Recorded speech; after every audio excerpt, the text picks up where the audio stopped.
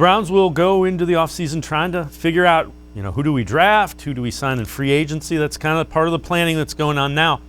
Interestingly enough, it will be a little different combine, a virtual combine, which means you don't get to interview the guys there. You don't get to do a lot of the things that you're used to doing. Andrew Berry addressed that and didn't seem terribly concerned about it. I don't know. Maybe I'm naive or underestimating it. I don't really think it's going to be that big of a deal. I mean, we went through a whole spring where it was virtual, really on the fly, mid process. Now at this point, right, all of us know how to use Zoom, right? All of us know how to use Zoom and FaceTime. The reality is the combine, you're still going to get the medical information. I think the league's done a nice job in really organizing that. We did a ton of player virtual interviews last spring. It seems like that will continue into this year.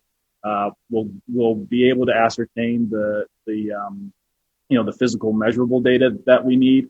I don't see any reason that we can't work through the spring and again have a nice process in place and have a high quality draft. So I don't really see that as an impediment at all.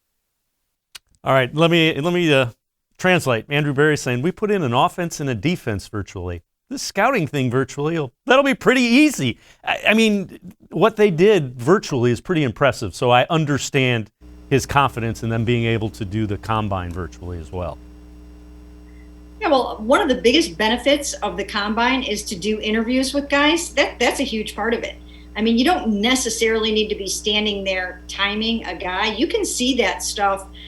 You can watch that even on NFL Network.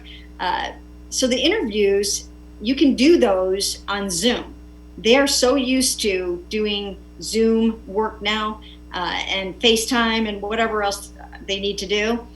So I think they feel pretty confident. Even throughout the whole season, they had to do that with players that they were bringing in as free agents. So I don't think that they're too worried about it. They're ready to do it. The other thing to consider is that it looks like it's going to be another virtual offseason.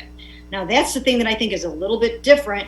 That's different than running a combine virtually because it means that you're not going to be able to get out on the grass and practice football again probably until you get back for training camp. And that'll be another challenge, just like it was this year for him. I don't think Kevin Stefanski and Andrew Berry would know what to do if they made it easy or traditional on him at this point in time.